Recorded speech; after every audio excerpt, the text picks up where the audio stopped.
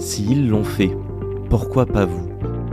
Salut à toutes et tous, c'est Yassine Scali et bienvenue dans la tête d'un CEO, le podcast qui vous inspire à entreprendre. Depuis 5 ans, je vous propose de faire un petit tour dans la tête de un ou une entrepreneur chaque semaine pour justement s'inspirer de leur état d'esprit et de leur parcours. Mon objectif, il est hyper simple, c'est voir un maximum de personnes se lancer, entreprendre et miser sur elles. On sort une interview tous les lundis, donc n'hésitez pas à vous abonner dès maintenant. Et pour nous soutenir, ça vous prend 30 petites secondes. Je vous demande de nous laisser une note et un commentaire sur les plateformes d'écoute de votre choix. Encore une fois, un grand merci de nous écouter et n'oubliez pas, s'ils l'ont fait, pourquoi pas vous? Bonne écoute à toutes et tous.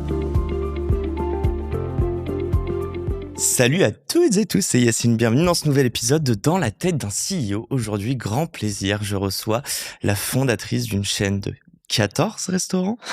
Comment ça va, Graphie? Ouais, écoute, ça va très bien, très contente de passer ce petit moment avec toi. Ce grand moment, quel petit moment. C'est vrai. Bon, il est de bon matin, tu as ton café? Oui. Car apparemment, on est 2 drogués au café. Non, c'est pas ça, c'est que je me suis couchée très tard cette nuit. Et que le lait au tarot... Ça réveille pas. Car elle a la chance de soudoyer ses enfants pour qu'ils lui préparent le petit-déj. Bon, Graphie, comment ça va? Qu'est-ce que tu as créé comme société? Alors, j'ai monté il y a une bonne douzaine d'années PNY, qui est une chaîne de restaurants dont l'humble mission est d'essayer de servir les meilleurs burgers de la planète. Au début... Mission accomplished ou pas encore? C'est une quête sans fin. Ouais. C'est une quête sans fin. C'est-à-dire que à chaque fois qu'on fait quelque chose, on se dit, il y a le coup d'après, quoi. C'est l'art de devoir se réinventer à chaque fois. Oui. Et c'est fou à quel point tu peux toujours faire mieux. Ouais. Tu peux toujours faire mieux, et ce qui fait que, c'est presque devenu de la chimie. Je vois c'était dans ton petit labo, tu concoctes. Bon, en plus, ouais. On en parlait en off. Tu vas tester une nouvelle recette là tout à l'heure, c'est ça? Tout à fait. Bon. On reprend les bases, créé il y a 14 ans. Est-ce que tu peux nous donner quelques chiffres que les gens aillent manger ce burger tout en écoutant ce super podcast business? Alors, tu veux quoi comme chiffre? Qu'est-ce qui te... Combien d'employés, combien de restaurants? Très bien. Si tu peux en plus me faire la chronologie, bon, peut-être pas 12 ou 14? Non. 14, mais sinon, on va en parler pendant... Ça a été créé il y a combien de temps? Le premier, il ouvre en 2012. Okay. Et grosso modo, on en ouvre un par an. Ouais. Voilà. Okay. Aussi simple que ça. Que en France. Principalement à Paris. Okay. Il y en a 8 à Paris et ensuite en région. Okay. Et aujourd'hui, on emploie 200 personnes. Incroyable. Voilà. Ok. T'as fondé ça avec un ou une associée? Un associé, Rudy. C'est d'ailleurs lui qui est venu me chercher. Ok. Raconte. Oui, qui est venu me chercher de façon assez inattendue. On se connaissait pas. Et il m'envoie un message Facebook. C'était Facebook. Ah, les boomers. Mais oui, attends, faut se mettre dans le contexte. Non, mais on 2012, était en... fair enough. Ouais. Même, on était en 2011, je pense, à ce moment-là, quand il m'écrit pour la première fois, salut Graphie, je m'appelle Rudy, on se connaît pas.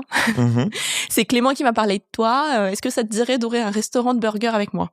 Le message Facebook, c'est ça. Hein. Tu faisais quoi, toi, à l'époque? En fait, on était étudiants dans la même école, mais comme c'est grand, on se connaissait pas. Voilà. Okay. Et là, je lui dis salut Rudy. Why not?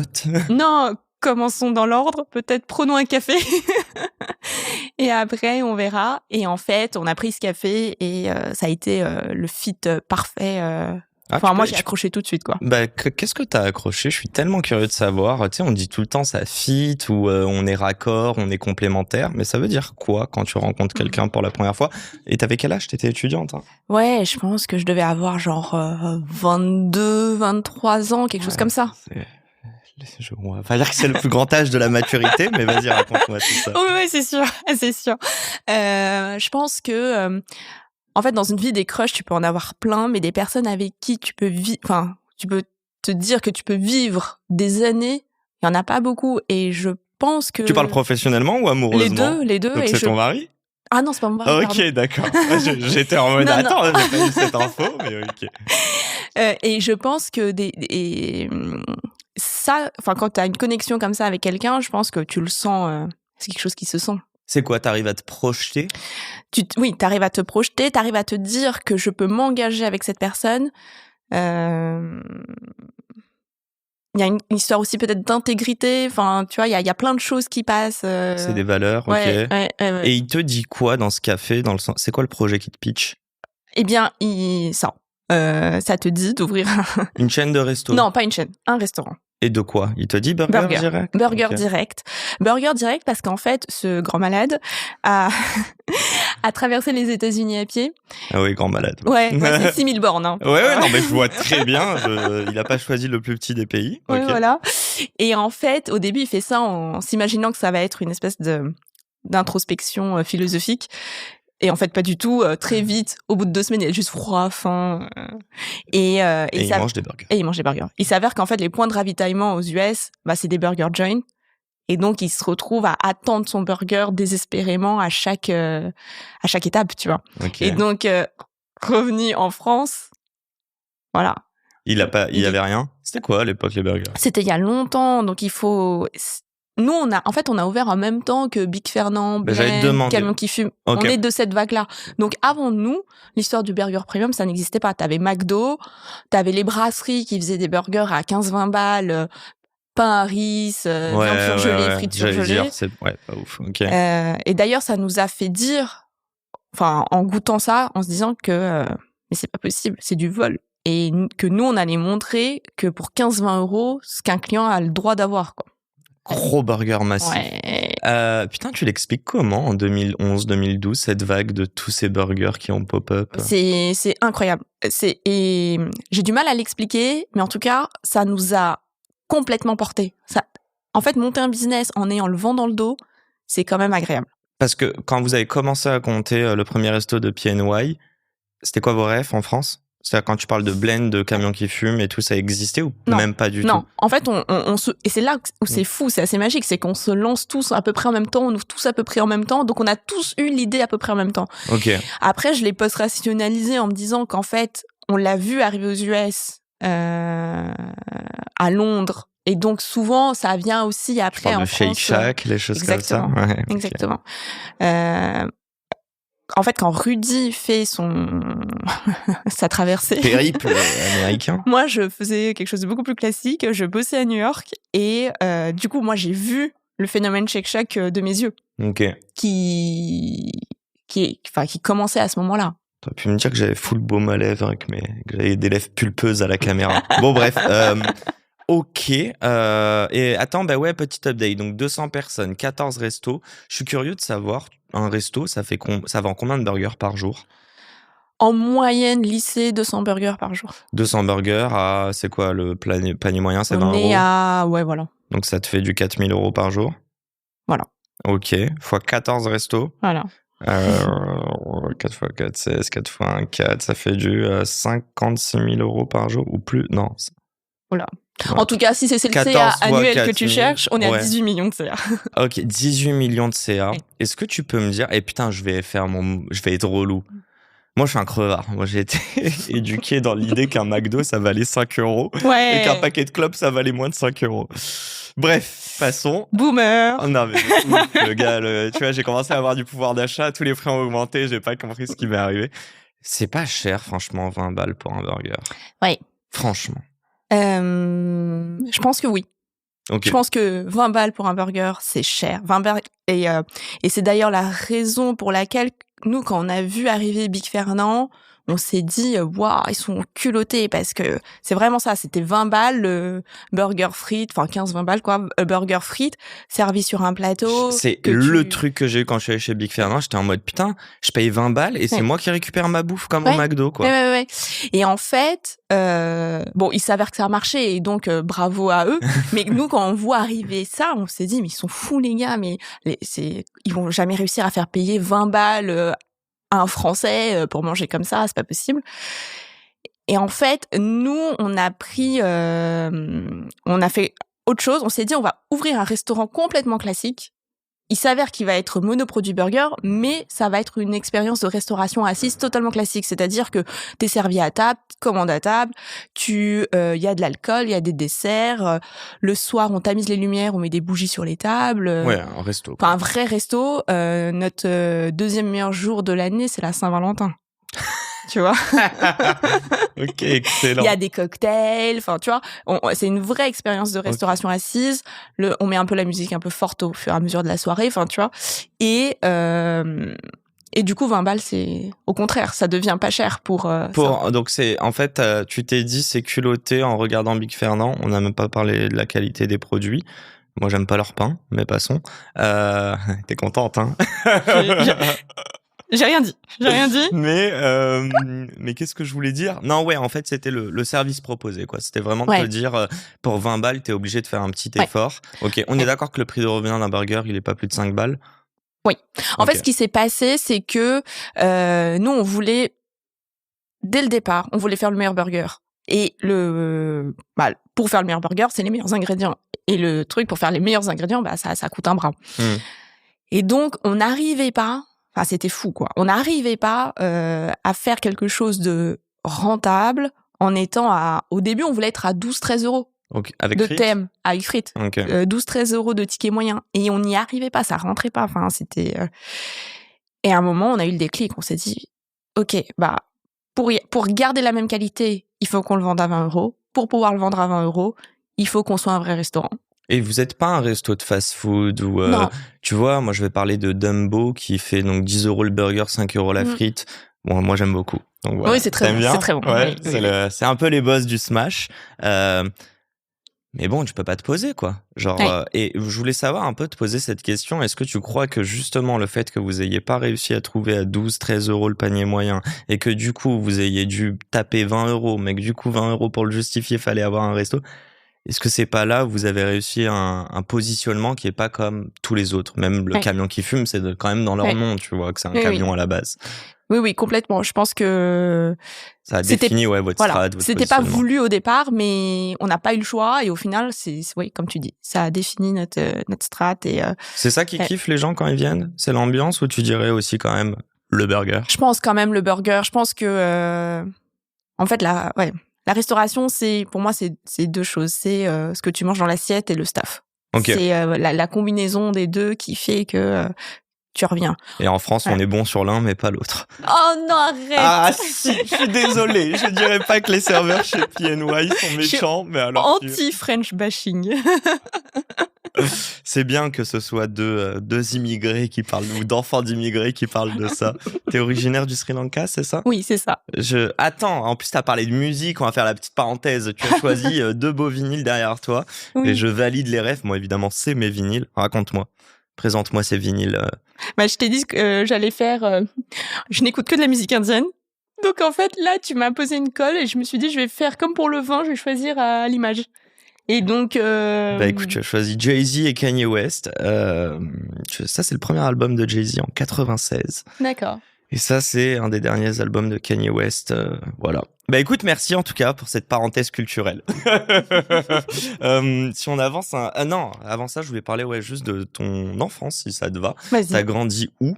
Et je me permets de te le poser en tant que fils d'immigré. Qu'est-ce que la double culture a pu t'apporter? Oh, énormément de choses. Alors moi, je suis née à Corbeil-Essonnes. Aïe. Oui. J'ai grandi là-bas jusqu'à mes 9 ans, je pense, 9-10 ans par là. Et là, ma mère est tombée enceinte de ma sœur et elle s'est dit, oh là là, on peut pas élever 2 filles là. Ah ouais, ok. Ouais, c'est elle qui a eu cette idée et elle a dit, il faut absolument qu'on déménage, qu'on aille dans un endroit un peu plus calme, quoi, plus posé. Et du coup, après, on est parti à Lieusaint, dans le 77. Alors maintenant, c'est devenu une grande ville et tout, mais à l'époque, c'était la campagne. Ouais, ok, je vois très bien. C'était la campagne et on a littéralement changé de vie, quoi. On passe de l'appartement au pavillon, ça a été un... Ah ouais, à ce point, avec jardin, tout ça. Ouais. Okay. Mais t'allais à Paris, du coup, j'imagine quand même. Non, pas du tout. Non, pas du tout. Ah ok, t'es plus là-bas. Okay. Oui. T'as découvert Paris à 18 ans, tu dirais? C'est à peu près ça. Moi, je découvre Paris grâce à un super prof. Alors en fait, comme tous les Asiatiques, l'école c'est super important. Donc mes parents. Attends, comme plus que les Asiates. Non, parce que moi on a cette réputation, par exemple, j'ai vu ça, que des Arabes sont pas bons à l'école. Ah bon?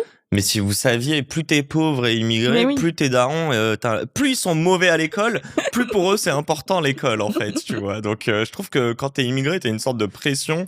Mais attends, on va en parler juste après. Donc t'étais forte à l'école. Les mathématiques c'est arabe, ça. Bon bref, on en parlera. C'est ouais, mais l'asiatique fout moins la merde en cours. Alors que c'est moi, peut-être ça. Voilà, on a un côté folklorique, faut croire. Donc j'ai toujours été bonne élève. Ouais. Et je me retrouve dans un lycée qui est genre, on est en banlieue, tu vois, donc qui est genre, je crois, avant-dernier lycée d'Île-de-France ou quelque chose comme ça. Donc Paris, c'est loin. Hein. Paris, je sais que ça existe, tu vois, mais pas.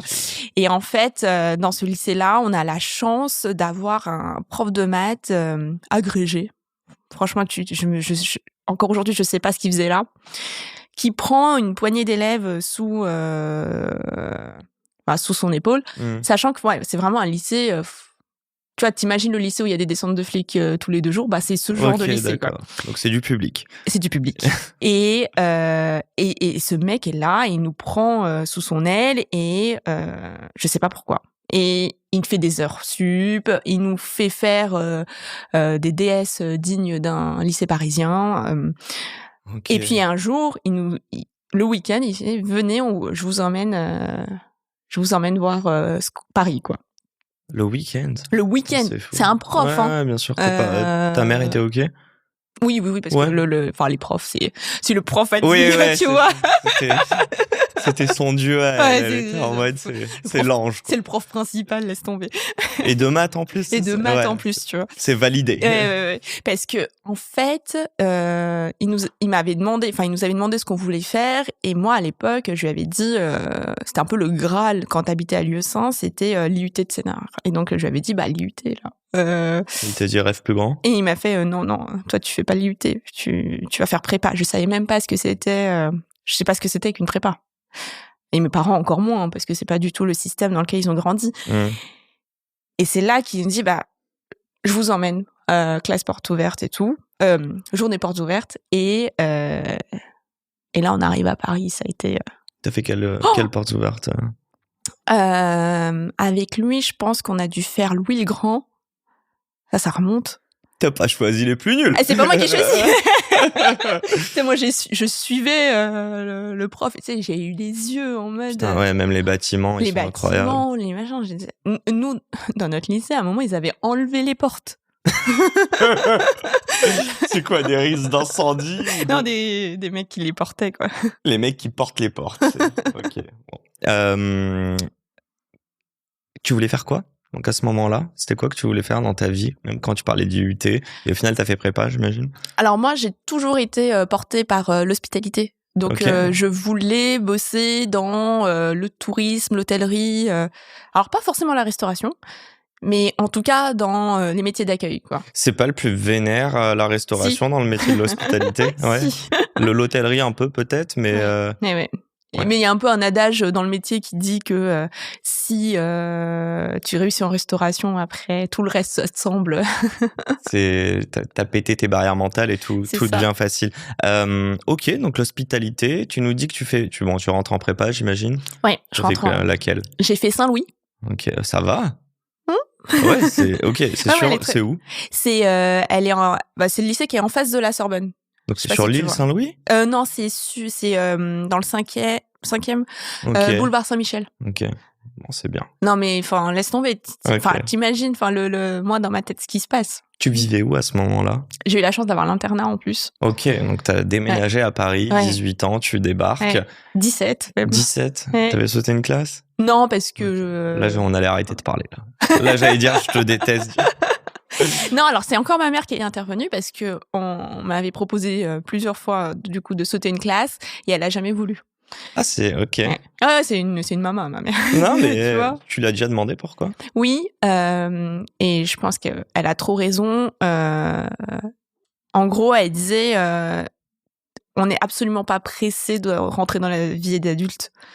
De profiter de sa jeunesse jusqu'au bout. Ok, voilà. Elle voulait pas compresser le temps de ta naïveté. Oui, voilà. Okay. Et en gros, cool, on est pressé de rien. Il y a on est en retard sur rien quelque part, tu vois. Est-ce que ce truc-là tu vois, tu parles de prépa, t'as ton prof, tu lui dis UT, il va te dire non, tu fais prépa, on le dit pas, hein, mais c'est pour faire d'ailleurs prépa commerce plutôt. Ouais. Donc pour faire les plus grandes écoles de commerce en France. Tu me parles à côté de la possibilité de quand même sauter une classe et c'est ta mère qui te dit non.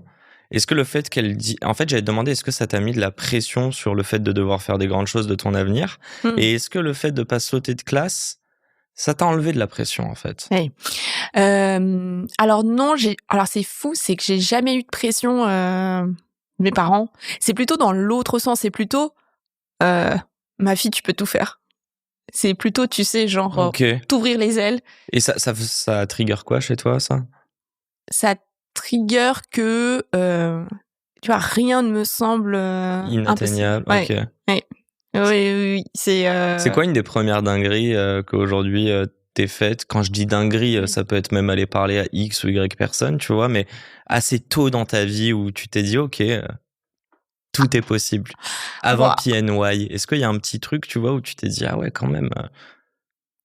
Bah rien que ça, tu vois, la gamine de banlieue qui va en prépa à Saint-Louis. Enfin après tu vois, j'arrive à HEC. Enfin rien que ce parcours-là, ça vient de là, je pense. Tu vois. Et pour autant, avoir HEC, c'est une satisfaction, mais est-ce qu'il y a une sorte de déception derrière? Je m'explique. Tu fais HEC et tu montes un resto. Ah oui.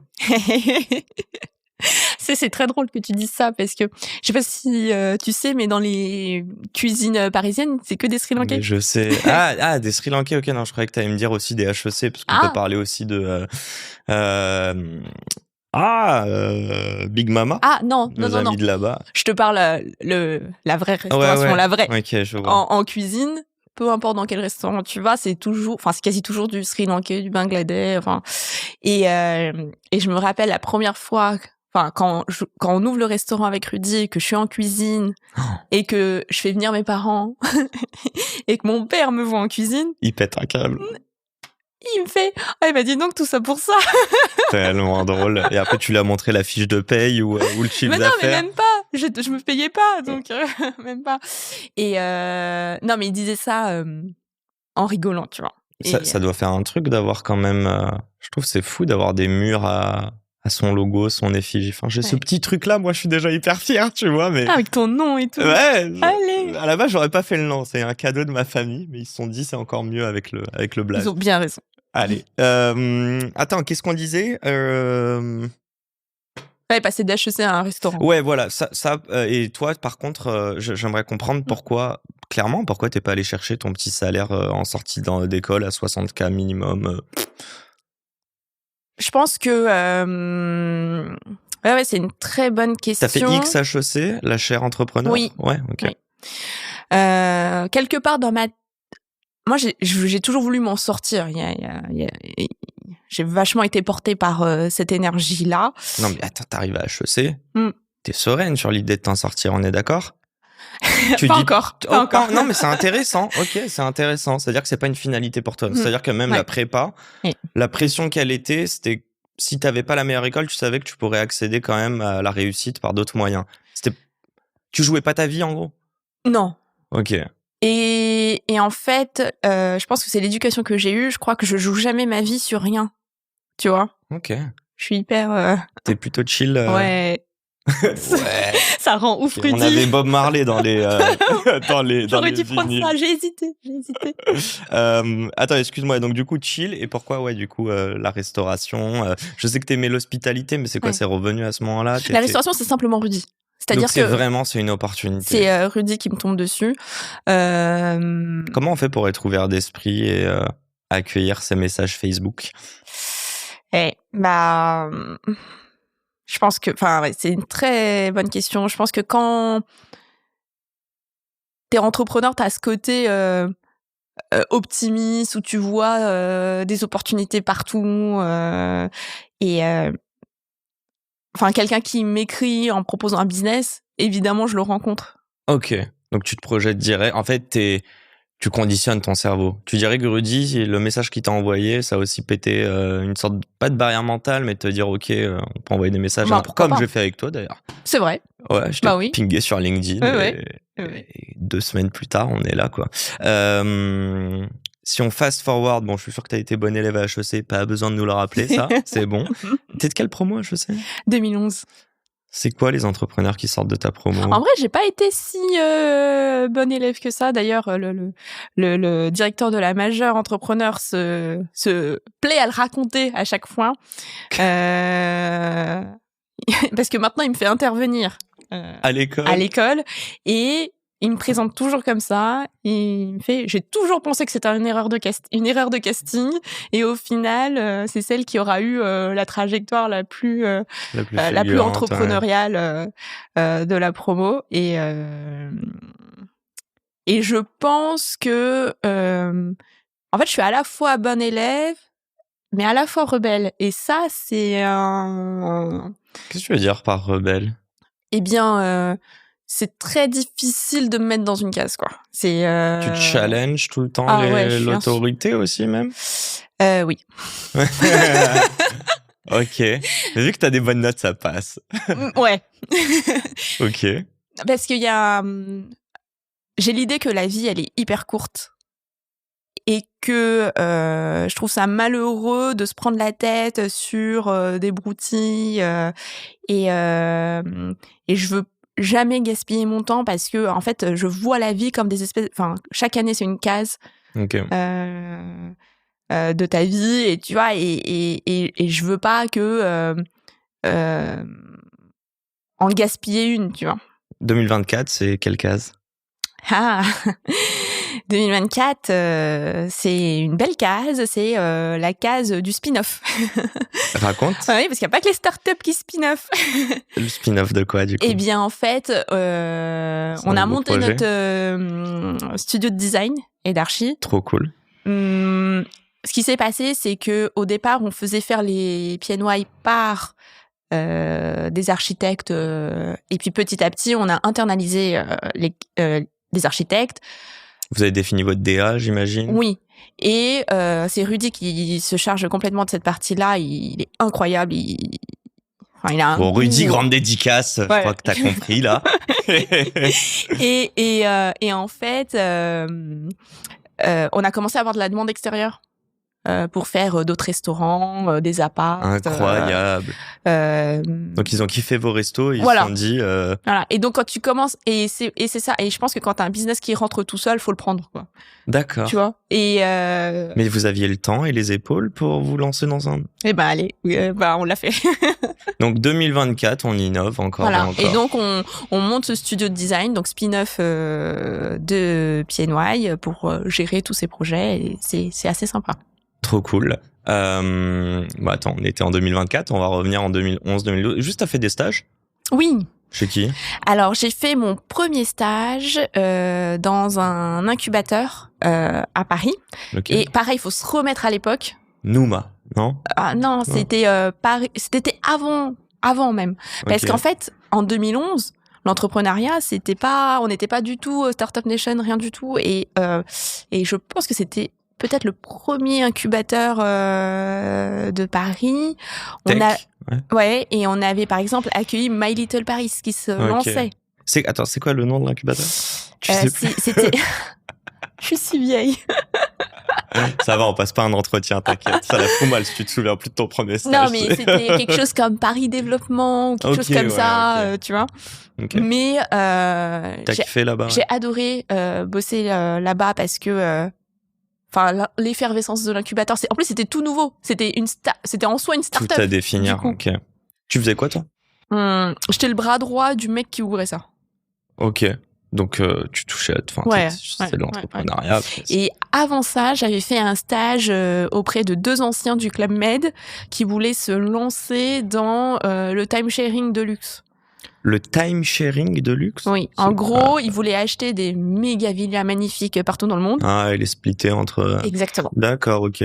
Bon, désolé, j'espère que les gens n'entendent pas les camions poubelles. Sinon, bah voilà, on est à Paris, oui.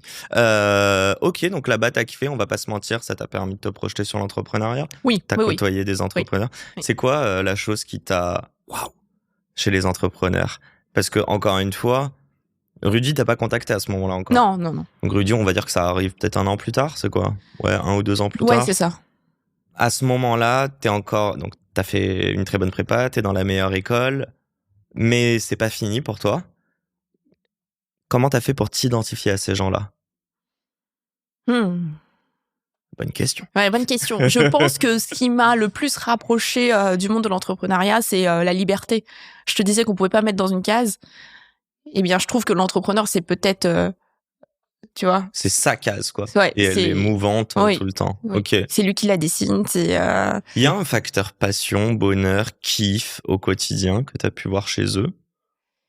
En tout cas, il y avait un côté, je changer le monde, tu vois. Et c'est vrai que quand ils pensent, tout ce que tu vois autour de toi, de la tasse, ça n'existerait pas s'il n'y avait pas un mec qui soit levé le matin en se disant tiens, je vais faire ça. Et 50 derrière qui se sont dit on va optimiser, on va rendre ça plus accessible, plus joli, etc. Je suis obligé de te poser cette question. Moi, je veux pas jouer au psy ou quoi, mais... Vas-y. Non, c'est pas vraiment psy, mais t'as une mission dans ta vie, t'as besoin de laisser une empreinte derrière toi. Oui. Et elle doit représenter quoi, cette empreinte? En gros, tu vois, je disais que la vie, elle est éphémère et je veux pas la vivre sans qu'il y ait... Enfin, je veux qu'il y ait un avant et un après, tu vois. Ok. Tu veux marquer... Non, mais je sais pas comment dire. Quand tu dis un avant, un après, on parle pas de la vie et de la mort. On parle plus de toi, l'action que tu veux avoir. Mais c'est auprès des gens. Est-ce que tu as besoin de cette reconnaissance? Est-ce que tu as envie qu'on dise c'est Graphy, érudit derrière PNY? Ou est-ce que juste avoir PNY sans qu'on sache que c'est Graphy érudit, mais que derrière, ça a permis à plein de gens... de kiffer les burgers et de passer une bonne Saint-Valentin. C'est ça. Non, j'ai pas spécialement besoin qu'on sache que c'est moi. Okay. Mais en revanche, avoir eu une signification, enfin, tu vois, avoir apporté quelque chose à la société, oui, ça, oui. Ça devient d'où? Et là, on va faire le petit 30 secondes, mais je veux quand même être curieux. T'as une sensibilité accrue ou... Je réfléchis. Tu poses des questions difficiles. Ah, désolé, mais je sens qu'il y a trop de choses. En gros, moi, le but, c'est que les gens se projettent. Ouais. Et ce que j'adore avec ce dont tu es en train de me raconter, c'est qu'il y a, notamment chez les plus jeunes, il y a des gens qui se diraient c'est inaccessible d'avoir HEC ou même de vouloir aller en prépa. Mais moi, je te reçois pas parce que t'as fait HEC, hein. J'en ai rien à foutre d'HEC, sache-le. À l'époque, je voulais absolument le faire. Je l'ai pas fait. Mais aujourd'hui, je suis très content de recevoir des entrepreneurs qui ont fait HEC et qui m'expliquent à quel point la suite est encore plus intéressante pour eux. Et d'ailleurs, tiens, je te pose cette mini-question, on va revenir là-dessus. Est-ce que t'as plus stressé à HEC et en prépa, donc dans le cadre scolaire, ou chez PNY? Stressé? Ouais. Plus stressé? Ouais. Alors, ce qui est compliqué, c'est que moi, le stress, c'est pas un truc... Ou que t'as eu peur de pas réussir.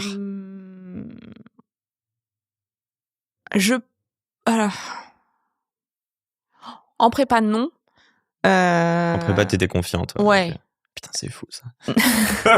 Ça fait hyper prétentieux. Mais c'est pas ça. Non, en fait, c'est pas prétentieux. C'est à la fois j'avais à la fois confiance dans mes capacités et en fait, j'avais aussi l'idée en moi que au pire, c'est pas grave, quoi. Tu vois? C'est fou, ça. Et donc, c'est... T'as vu des gens, des camarades à côté de toi qui étaient en mode c'est le Graal, quoi. Ça y est, je suis à HEC. Ou pas forcément, les gens étaient pas forcément comme ça. Si, t'en as. Enfin, tu vois, il y a tout existe. Donc, si, il y a des gens pour qui c'était un vrai accomplissement. Moi, ça l'était pas encore parce que, comme je te disais tout à l'heure, ce par quoi je t'ai porté, c'est l'idée de m'en sortir. Et donc, HEC,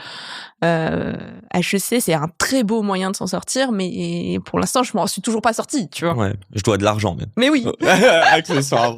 Donc, non, mais je vois ce que tu veux dire. Je reviens à cette question, je vais te la poser différemment. T'as grandi avec ta maman et ta sœur, c'est ça? Et mon père. Et ton père, ok. Bah oui. Est-ce que je sais pas exactement ce qu'ils faisaient, mais est-ce que c'est des gens qui font du bien à la société? Oui. Et est-ce que... Oui. eux te l'ont pas dit, mais tu fais en mimétisme. Par contre, eux t'ont dit de devoir mettre toutes les chances de ton côté pour réussir dans ta vie. J'ai l'impression que si c'est le cas sur la première partie de te dire qu'ils ont fait du bien dans la société, c'est que t'as voulu joindre les deux, du coup? Ah oui, peut-être. Je l'avais jamais pensé comme ça, mais c'est vrai que mon père, il avait une vie toute tracée au Sri Lanka. Okay. C'est-à-dire qu'il a fait des études, il était capitaine de foot de l'équipe nationale. Mais non. Ouais, alors c'est le Sri Lanka, tu vois, mais quand même. Mais ils ont fait des coups ou pas? Mais non, c'est le Sri Lanka. Mais je sais pas. Mais bon, tu vois, quand même. C'est ton daron que je vais interviewer. C'est ça. Et donc, ce mec avait une vie, toute tracée. Et en fait, t'as la guerre civile qui se déclare, et donc il se retrouve obligé de fuir la guerre. Et ce qui est dingue, c'est qu'en l'espace d'un simple vol de 12 heures, il se retrouve homme de ménage chez Carrefour, tu vois. Oh, putain. Et ce qui est fou avec lui, c'est que je l'ai jamais vu, mais jamais vu sans plaindre ou en être... il a toujours été reconnaissant. Et je trouve ça incroyable. C'est-à-dire que je me rappelle, quand j'étais petite, il m'emmenait à son travail, hyper fier, pour me montrer, regarde ma machine, ce que je fais, les gars. Il parlait français? Non. Okay. Tu parles en quelle langue avec eux? Tamoul. Ok. Et encore aujourd'hui, du coup ou... Aujourd'hui aussi. Ouais. Avec ta sœur? Avec ma sœur, français. Ok. Et ça français, s'engueule sauf qu'on vanne. Ouais, voilà, c'est ça. Classique. Et en fait, alors j'ai perdu le fil de ta question parce que je suis partie sur mon Non, père. On parlait du fait. Ah oui, sur le fait pour. Et en fait, quand il est arrivé en France, du coup, il y a eu une espèce. Enfin, on vivait dans une communauté sri-lankaise, et c'est vrai que lui, il a vachement aidé les gens à s'intégrer, à faire les papiers. Et dès que j'ai su parler un peu français, un peu écrire, donc dès 6 ans. Il m'emmenait partout. J'allais à l'office de l'immigration, j'écrivais des trucs. Tu sais qu'il y a Roman Fressinet, donc un humour. Tu la connais, cette blague où il te dit, dans chaque famille d'immigrés, t'as un gosse, il a 6-8 ans, il est le soir, t'as les 2 parents, 2 fiches d'impôts, et c'est à lui de les faire. Et je trouve ça tellement drôle. C'est exactement ça. On leur vole presque leur enfance à ce moment-là, mais ok. Attends, ça vient de là, l'hospitalité, le besoin aussi de laisser un truc positif derrière. T'es attaché à ta culture et ta communauté sri-lankaise? T'es déjà allé au Sri Lanka d'ailleurs? Oui. J'y suis attachée, mais comme je suis attachée à tout le monde, moi je suis une espèce d'amoureuse du genre humain, tu vois. Bisounours, va. Ouais, de ouf. J'adore. De ouf, laisse tomber. Des fois, je regarde les gens, ils pensent que je suis amoureuse et tout. C'est juste... Ok, donc un gros cœur. Bon, je crois qu'on a plutôt bien compris. Attends, je voulais te poser cette dernière mini-question qui était... Est-ce que... Ouais, je vais juste parler de tes parents parce que j'ai l'impression que ça a quand même une place importante et je veux faire le lien avec l'entrepreneuriat, mais à quel moment ils ont été fiers de toi? Ou à quel moment, toi, tu t'es dit que tu n'as plus besoin de faire plus? Tu sais que ils sont déjà très fiers de ce que tu as fait. Je crois que j'aurais toujours besoin de faire plus. Ok, donc tu cherches encore un petit peu de reconnaissance ou d'approbation. En fait, c'est là où c'est fou parce que quelque part, moi, dans ma tête, j'ai l'impression, même si c'est pas du tout vrai, mais j'ai l'impression qu'ils se sont sacrifiés pour nous. Et donc, j'ai l'impression que rien ne sera assez beau. Enfin, tu vois, si je peux faire plus, je ferai plus pour eux. Et la première fois que je vois de la fierté, mais j'en ai vu tout de suite. C'est-à-dire... même le premier resto, quand il s'est foutu de ta gueule. Mais oui, mais c'était... Non, mais je veux dire, même je me rappelle quand il le raconte encore aujourd'hui avec énormément de fierté, le premier jour où il me laisse à la maternelle. Ils sont hyper flippés parce que je parle pas français. Ah, pas du tout, ok. Je parle pas du tout français à ce moment-là, j'ai 3 ans et ils me laissent et ils ont super peur. Et le soir, ils reviennent me chercher. Et là, tous les enfants sortent en pleurs ou pressés ou quoi. Et moi, ils me voient pas. Et ils commencent du coup à s'inquiéter. Et ils finissent par rentrer dans l'école pour... Et là, ils me voient en train de ranger la classe. Mais non, tellement drôle. Et donc, et ils avaient tellement peur que ça se passe mal, parce que je parlais pas la langue. Ça a été un soulagement. Et ça m'a accompagnée jusqu'au bout. C'est-à-dire que dès que j'apportais un A ou pour eux c'était incroyable. Enfin, c'est ok. Ouais. Et juste sur ça, tu t'as senti une différence? Bah oui, tu l'as senti vu que tu parlais pas français. Mais comment t'as géré ça? Est-ce que ça trigger des trucs en toi? Je t'avoue, Tu t'en souviens pas? J'étais trop petite. Et c'est là où le cerveau d'enfant est incroyable. C'est-à-dire que j'ai appris le français sans effort. Sans effort. Ouais, ça a été ok. T'as vécu du racisme dans ta vie? Et est-ce que tes parents t'ont enseigné avec ça en te disant que tu devras faire plus que les autres? Ma mère beaucoup. Là, elle m'a toujours dit, il faut qu'on en fasse plus parce que on nous a accueillis et donc c'est notre rôle d'en faire. Tu diras la même chose. Tu dis la même chose à tes enfants? Non. Pourquoi?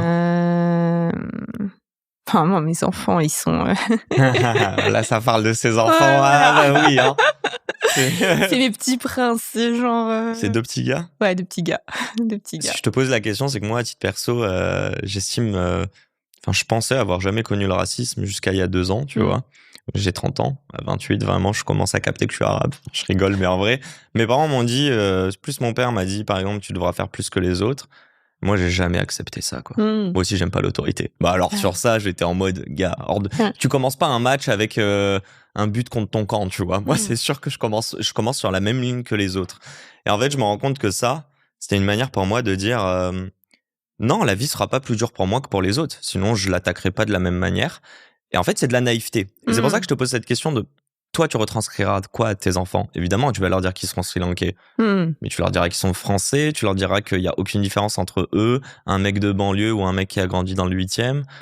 Et c'est vrai qu'on n'a pas du tout abordé ce genre de questions parce que pour eux, 7 ans encore. Pour eux, c'est complètement enfin, ils vivent leur vie complètement de façon naturelle. Alors, peut-être aussi parce que nous, on est installés. Alors que mes parents, ils venaient d'arriver j'allais dire au Sri Lanka. Ils venaient d'arriver en France. Et donc, il y avait quelque chose comme il faut qu'on se fasse accepter, il faut que on rende ce qu'on nous a donné. Parce qu'il y a... Il y a un côté de redevable. Quoi. Ouais. Ok. Ouais. Toi, tu l'as pas eu, ça? Bah si, je l'ai eu par, tu vois. Mais t'étais redevable non pas envers la France, on est d'accord? Les deux. Ah si, quand même. Si, quand même, quand même. Ah si, complètement. Tu te sens très française? Complètement. C'est ça que les gens comprennent pas. Moi, France-Maroc, mes cousins, ils me détestent. Mais les gars, moi, je suis full pour la France. Je parle au foot parce qu'évidemment, on gagne. Bah oui, voilà, c'est ça. Bah oui. Et pour le cricket, pour le Sri Lanka, évidemment. Non, et là, vous êtes bon, j'imagine. Ouais. Je sais même pas si en France on a une équipe de cricket. Je crois pas. Ouais, je sais pas. Ou alors c'est justement que des immigrés sri-lankais. C'est ça. Comme les ping-pong, sauf les frères Lebrun. Bref, là on s'écarte. On revient à notre mouton. J'ai d'ailleurs regardé l'heure. Hop, car ça fait une 40aine de minutes. Il est 37. Donc on va prendre une 15aine de minutes. Allez. Parle-moi de la bouffe. On va parler très français. Bon, déjà, tu fais quand même... le sandwich le moins français de France, quoi. Non, mais plus sérieusement, comment t'as choisi tes produits? Je suis assez curieux de comprendre. Tu m'as parlé de l'importance d'avoir de la qualité de produit. Ouais, comment tu fais pour avoir des bonnes tomates en hiver? La viande, est-ce qu'elle est française? On n'a pas de tomates en hiver. Ok, donc voilà. Vous en mettez même pas du tout? Oui. Ok, donc vous allez pas les choper au Maroc ou Non. C'est bien. C'est bien. Oui, parce qu'en fait, on est la première génération qui peut pas dire qu'elle savait pas, quoi. Ouais. Autant nos parents. Ouais, bien sûr. Autant nos parents, ils ont peut-être fait nimp, mais franchement, ils savaient pas. Autant nous, c'est compliqué.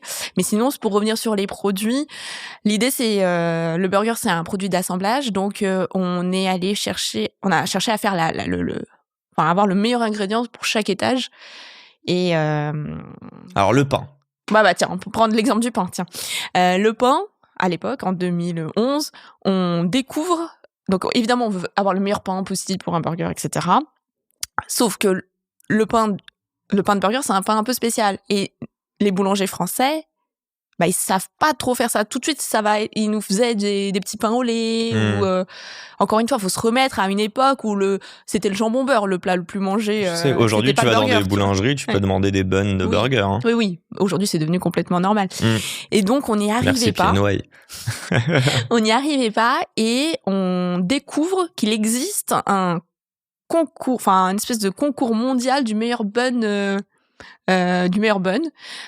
Juste le pain, là. Ouais, juste le pain. Okay. Et il s'avère que ce fameux concours mondial, il a été remporté 6 fois de suite par le même gars.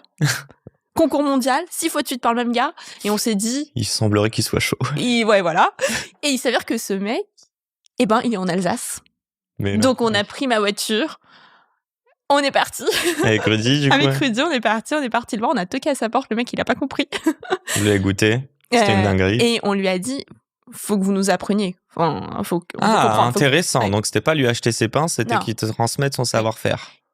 Il était professeur. Il était professeur en boulangerie dans un CFA en Alsace. Ok. Donc, il nous a embarqués dans son CFA. On a fait c'est quoi pain. CFA? C'est un truc professionnel de formation et d'apprentissage, quelque chose comme ça. Ouais, c'est ça. Et on s'est retrouvés avec des apprentis de 15 ans, des apprentis boulangers, et il s'est mis à nous expliquer le bun, tu vois. Et on a ramené ça à Paris. Ok. Donc, et tu vois, ce travail qu'on a fait sur le pain, on l'a fait sur tous les ingrédients. Il vous fait payer, là? Non, c'est un prof, il est pour le plaisir de la transmission, quoi. Oui, et nous, on était là, on le regardait comme un demi-dieu, quoi. Ok, putain, c'est fou. Tu l'as invité? Oui, à l'ouverture. Ouais. Trop cool. Ok, donc le bun, on va dire que là, il est validé. C'était étape par étape, c'était la première étape, le bun? Tout se fait en parallèle. Ok. Tout se fait un peu en parallèle, pareil. Donc c'est quoi les autres étapes? C'est la viande? La viande, ça a été quelque chose. La viande, j'ai été une espèce d'ayatollah, il y a rien qui allait. On a testé tellement de trucs et tout. Et il y a pas le smash à l'époque. Il y a pas le smash à l'époque. Et en fait, le steak haché, c'est pareil. Le steak haché pour un burger, c'est quelque chose d'assez complexe parce que c'est certains morceaux de la bête. Enfin bon, bref, c'est un délire. Il faut qu'il y ait du gras normalement. Il faut qu'il y ait du gras. Sur le smash. Et puis rien ne convenait jusqu'à ce que, à force d'en parler à droite à gauche, on apprend qu'il y a un HEC qui était devenu éleveur. Et éleveur de quoi? Oui, ok. Oui. Éleveur bovin. Okay. Et là, ça nous a vachement intrigués parce que normalement, c'est pas du tout la suite de la carrière quand tu fais la grande école. Et on va le voir et on tombe sur un mec mais complètement passionné. Son livre de chevet, c'est un livre sur l'herbe, tu vois. C'est un livre sur l'herbe? Ouais. On ne pas quelle herbe. Non, l'herbe des vaches. Oui, on a compris. C'était pour la petite vanne. Et donc, on part avec ce mec. Enfin, on voulait partir avec ce mec au départ et il nous dit « Ah non, non, moi, je vous fournis pas, moi. » Pourquoi? Et parce qu'il ne fournissait que des tripes étoilées. Ah oui, ok. Et donc, il ne voulait pas s'associer au burger, quoi. Et je me suis retrouvée à devoir, je me souviens de ça, on lui a carrément fait une présentation PowerPoint pour lui expliquer à quel point on allait faire les choses bien, pour le convaincre de bosser avec nous. Et il est vraiment allé... il était tatillon sur chaque détail. Mais c'est fou, je pensais à une chose, est-ce que c'est pas une des beautés de l'entrepreneuriat, c'est de devoir convaincre... C'est que ça. Un petit prof en Alsace, puis après passer à un gars business qui est en mode non, je veux pas en entendre parler. D'ailleurs, le jour où il te dit ça, tu te dis ok, c'est lui qu'on veut en fait. C'est ça. C'est pas comme ça, mais bon. De toute façon, il a fait exprès. Ouais, il est bon. Et aujourd'hui, c'est votre fournisseur officiel du coup? Il a malheureusement arrêté parce que c'est vrai que éleveur, c'est un métier.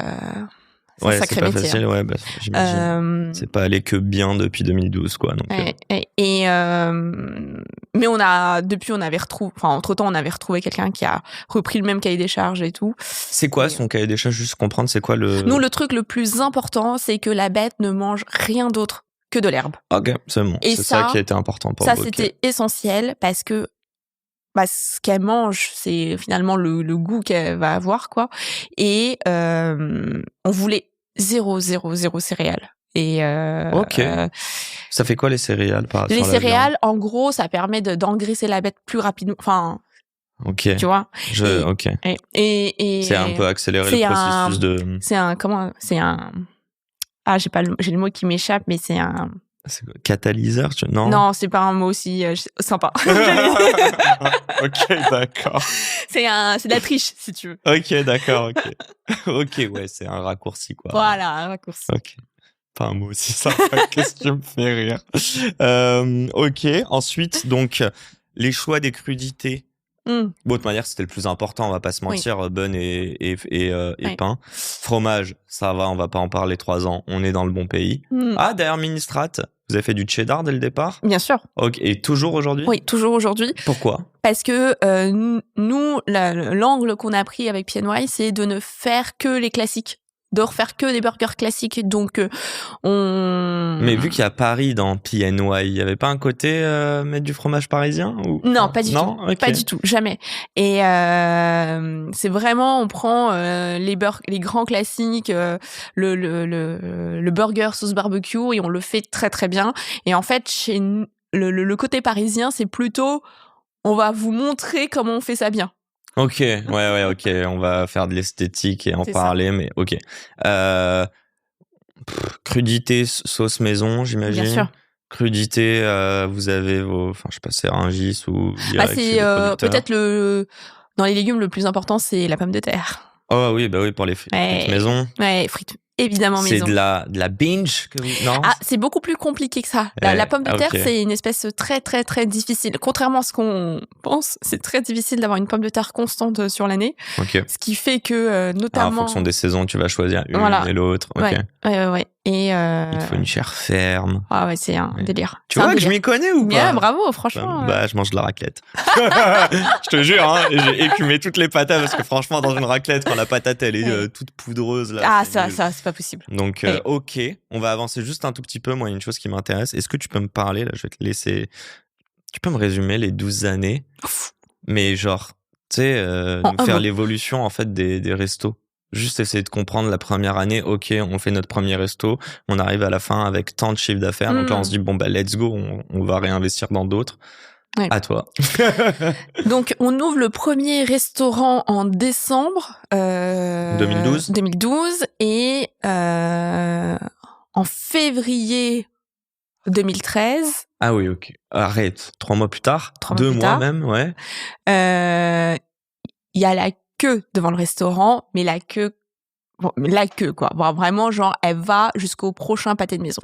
Donc vous êtes ces premiers personnes qui font faire des queues à des gens pour des burgers.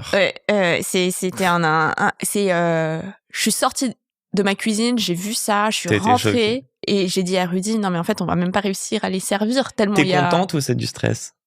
Ah non, mais je suis... on fire. Ah oui, ok, ça, parce qu'il y en a, il faudrait stresser, tu sais, en mode merde, on va pas assumer et tout. Non, c'est le plus beau cadeau du ciel d'avoir des clients qui, tu vois. Et dans le froid pour ton burger, c'est cool. Et en fait, nous au départ, on voulait pas on voulait pas ouvrir une chaîne, on voulait avoir notre affaire et on voulait que tout Paris vienne dans notre affaire.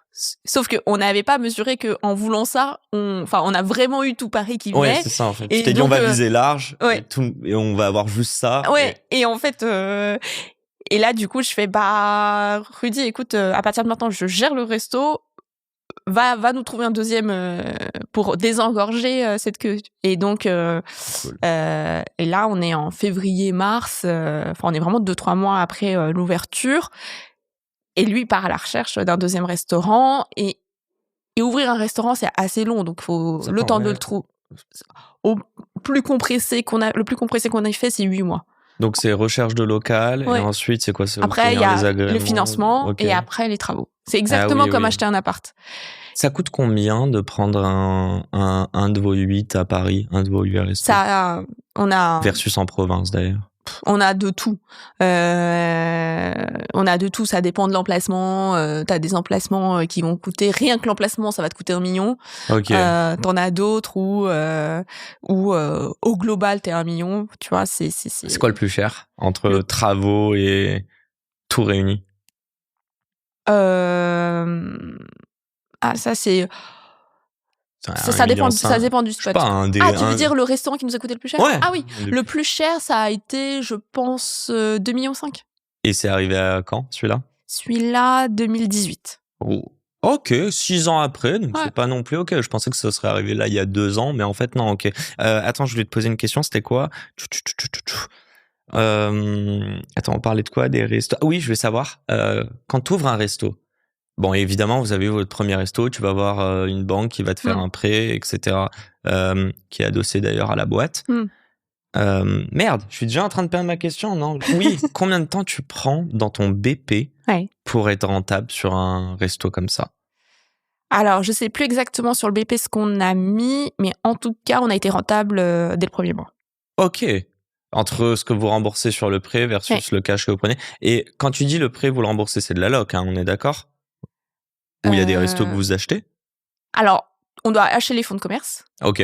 Et après, on est locataire des murs. D'accord, ok, donc t'achètes la possibilité d'exploiter, mais par contre les murs t'appartiennent pas. Ok, vas-y, je te laisse continuer. Bon, tu vas pas me faire chaque année, mais non, pour mais comprendre. Donc deux, en fait, en un an, vous êtes déjà à 2 restos. Donc on ouvre le deuxième, voilà, en 2014. Donc tu dis, ok, donc vous commencez, février-mars, en fait c'est début 2014. C'est ça. Okay. C'est ça. Et puis 2015, le troisième. Et là, donc, on a 3 PNY, et là, on se dit... Tous à Paris. Tous à Paris. Et là, on se dit, on va peut-être essayer autre chose. Donc, on ouvre un autre type de restaurant. On ouvre le Paris Texas, qui est un restaurant de grillades, viande fumée, qui est un flop complet. Ok, ah ouais, ok. Flop complet. Pourquoi ? Qu'on ouvre en 2016. Enfin, si tu peux. Moi, je pense que... l'analyse. On peut dire tout ce qu'on veut. Mais je pense que c'était juste pas bon. C'était pas bon, ok. Franchement, je trouve que c'était pas bon. Et puis, il y a ça. Et puis après... Putain, merci pour ta transparence. Hein. Non, mais c'est fou. Il y a des gens qui oseraient pas le dire, mais ok, trop cool. Et puis après, on a vraiment fait une erreur bête. C'est que on n'a pas réalisé qu'une viande que tu fumais pendant 12 heures, eh bien, ça perd la moitié de son poids. Et donc... Ouais. Ah, du coup, ça coûte une blinde. Ça coûte une blinde. Ah ouais, ok. Et en même temps, tu peux pas non plus doubler le prix. Ouais. Enfin, tu vois. C'est drôle parce que maintenant, moi, j'ai vu depuis quelques années, il y a des restos qui s'ouvrent. Parce que j'allais dire, en plus, bon, ramener, ok, on a le burger des US, mais le côté barbecue, viande fumée ou le Philly steak, on n'a pas trop cette culture chez nous en France. Donc, mais au final, quelques années plus tard, ça a marché. Donc, ok. Vous avez perdu combien d'argent sur ce resto ? Énormément. Enfin, on n'a rien perdu sur l'investissement parce qu'après on a réussi à le revendre au prix, tout ça. Okay. Mais en revanche, on a perdu le montant des travaux, du temps, de l'énergie, mine de rien aussi en exploitation, tu vois, chaque mois. Un vrai gouffre. Mais vous aviez 3 restos qui tournaient à côté. Exactement. Est-ce qu'à ce moment-là, c'est une manière de vous dire, en fait, on tient très bien un truc sur du burger, pourquoi on veut réinventer la roue ? En fait, ça nous a fait, planter le Paris Texas, ça nous a fait comprendre que PNY c'était une pépite. Qu'en fait, faire ces chiffres-là, c'était en fait pas normal. Okay. Et comme PNY c'était notre première expérience. Il fallait que t'aies un échec en fait. Mais ouais. Pour comprendre parce que tu t'es dit sky is the limit en fait. Enfin, tu comprenais presque même pas. Je comprenais même pas. En fait, c'est facile. Je me disais ça doit être ça la restauration, ça doit être les métriques de la restauration. Pourquoi tout le monde se plaint en restauration alors qu'au final, combien de CA la première année, donc avec un seul resto ? La première année, on a dû faire 1,2 million, 1,3 million, quelque chose comme ça. Vous rémunérez la première année, toi et Rudy ? Alors, on y a vachement pensé. Et après, Rudy s'est dit, mais ça ne sert à rien parce que nous sommes de 9h du matin à 1h du matin dans le restaurant. On va en faire quoi de cet argent ? Et du coup, on s'est dit qu'on n'allait pas se payer pour laisser l'argent dedans pour pouvoir ouvrir le deuxième. Et vous avez fait ça 14 fois ou vous avez cash out un petit peu par moment ? Non, alors... Vous versez un salaire aujourd'hui ? Après, on s'est versé un salaire, c'est plutôt ça. Tu peux nous dire ou tu préfères garder ça secret ? Le premier salaire, on se versait 900 € par mois, tu vois, donc c'est vrai. Et aujourd'hui... aujourd'hui, c'est on secret. Va pas trop dire. Okay. Non, t'emploies 200 personnes, je comprends que c'est relou, hein. Aux US, on l'aurait grave dit, hein. Oui, je sais. Et tes employés, ils auraient été fiers de toi, tu vois. Mais là, en France, on est en mode, bon... Ouais. Dans tous les cas, les gens savent pas, comprennent très bien, mais... Je suis pas la mieux payée de la boîte, c'est la question. Oui, mais c'est ça, moi, que je veux montrer, c'est que t'es pas la mieux payée, mais t'as quoi, 50% de la boîte, donc ça devrait aller. On a 50% de la boîte à 2 avec Rudy, Et vous avez levé des fonds à côté? On a levé des fonds depuis. Okay. Et en fait, les parts, on pense beaucoup que c'est de l'argent, mais c'est pas tant de l'argent que ça, parce que c'est pas du tout liquide, et surtout, c'est plutôt le pouvoir que l'argent. Ok, je vois ce que tu veux dire. Ouais. Et donc 1,8 million, et là tu m'as dit 18 millions cette année? C'est ça. Donc vous avez fait x10 en 12 ans. Ouais, et x14 en termes de resto, ok. Donc environ chaque resto fait plus ou moins 1 million en fait. Il y en a qui vont faire un peu moins, d'autres un peu plus. Bon, on va peut-être pas faire chaque année, là c'est beaucoup trop. Surtout que le podcast touche à sa fin. Tu me parles d'une mini chose. La stratégie de la province, elle est arrivée au bout du combienième restaurant? Du quantième restaurant? Elle arrive quand on ouvre rive gauche, on ouvre un restaurant rive gauche, parce que oui, nous on est un pur produit de la rive droite. Et donc quand à un moment, quand il y a, il y avait je sais plus combien de PNY dans le même kilomètre carré, on se dit bon, peut-être qu'il faut qu'on sorte de notre kilomètre carré et qu'on aille voir de l'autre côté de la Seine. Et donc on ouvre. Et ça marche. À Montparnasse, et ça marche super bien. Et là, ça devient même notre deuxième meilleur PNY. Ok. Et là, on se dit, bon, ça marche rive gauche. Est-ce que ça marche encore plus loin? Tu vois, nous, est-ce que vous aviez peur que les gens n'aient pas le pouvoir d'achat? Mais non, au final, ça reste 20 balles. En région ou à... Ouais, pourquoi c'était que Paris au début? Oh, bah, par simplicité. Parce que vous étiez là et que vous aviez envie d'être hands-on. Est-ce que... Ah, je voulais te poser cette... Allez, c'est ma dernière question là-dessus. Allez, vas-y. Bernard Arnault, je crois que tous les dimanches, il passe dans ses magasins Galeries Lafayette. Oui, c'est incroyable. Est-ce que tu passes souvent dans tes restos? Peut-être pas les 14, mais... Alors, pas les 14, mais oui, je passe souvent. Je mange PNY toutes les semaines. T'en as pas marre? Non. Ok. Bon, spoiler, tu vas goûter un nouveau burger tout à l'heure. Exactement. J'ai hâte d'avoir le retour. Est-ce que tu vas le recommander? Bah, on verra. On verra. Est-ce qu'il va rester à la carte? Vous regarderez. Voilà. Donc, c'est un burger, c'est un smash burger de poulet. C'est ça, exactement. Mais hyper intéressant. Je te pose mes dernières questions du tac au tac parce que et toi et Jade doivent filer. Question très rapide, sur une échelle de 1 à 10, à quel point tu es heureuse au quotidien? Oh, 12. Sur une échelle de 1 à 10, à quel point tu es riche au quotidien? 12. Sur une échelle de 1 à 10, ouais, t'as trop d'enthousiasme. Attends, c'est pas fini. Sur une échelle de 1 à 10, à quel point ton job de CEO, d'entrepreneur ou entrepreneuse t'apporte du sens au quotidien, dans ta vie? Voilà, là, c'est ouais. Tu me poses cette question le lendemain de notre soirée de Noël. Donc là, je vais dire 28, tu vois. Trop stylé, vraiment. De 1 à 10, elle me dit 12, 12, 28, quoi. Je vois que t'aimes pas les règles. les consignes, tu les challenges. Dernière question sur une échelle de 1 à 10. À quel point ce quotidien d'entrepreneur te demande de l'effort ou est difficile et t'es énergivore? C'est... là, je dirais 10. Attends, dans quel sens? Attends, c'est... Ça te demande quand même beaucoup d'efforts? Oui, voilà, dans ce sens-là. Dans ce sens-là, ça demande quand même beaucoup d'efforts. Et c'est, tu vois, tu remplis ta jauge pour la vider, tu la re-remplis pour la vider. C'est vraiment ça, quoi. Comment tu fais juste pour remplir cette jauge quand t'as besoin d'énergie? T'as un truc comme ça à nous partager? Ouais. Évidemment, il y a l'hygiène de vie, tout ça. Mais moi, chez moi, ce qui marche, c'est de passer du temps avec le staff. Moi, c'est vraiment ça qui me...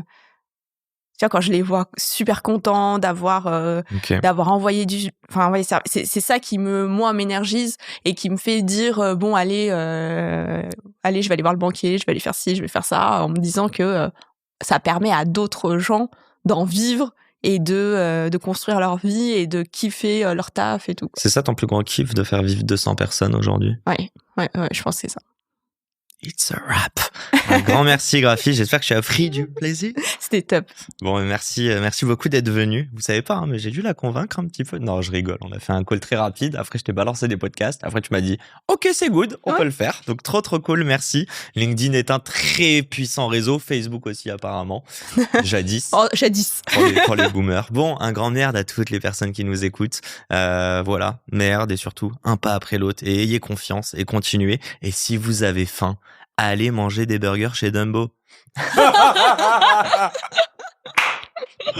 Et là, elle va me détester. Non, mais je rigole. Allez voir Graphie chez PNY. Et si vous la voyez et que vous la reconnaissez, faites-lui un coucou suite à ce podcast. Allez. Un grand merci, Graphie. Ça va, c'est pas grave si je terminais avec ça. Mais non, arrête. C'était drôle. C'était très drôle. T'as vu, j'ai ri. Ciao, bonne écoute, bonne journée et surtout, à la semaine pro pour un nouvel épisode. Ciao. C'est la fin de cet épisode. S'il vous a plu, prenez 30 secondes pour nous laisser un commentaire et une note sur la plateforme d'écoute de votre choix. On a encore des dizaines d'épisodes en stock, donc je vous laisse fouiller. Et d'ici là, n'oubliez pas, s'ils l'ont fait, pourquoi pas vous ? Encore une fois, un grand merci de nous avoir écoutés et à très vite pour un nouvel épisode. Ciao.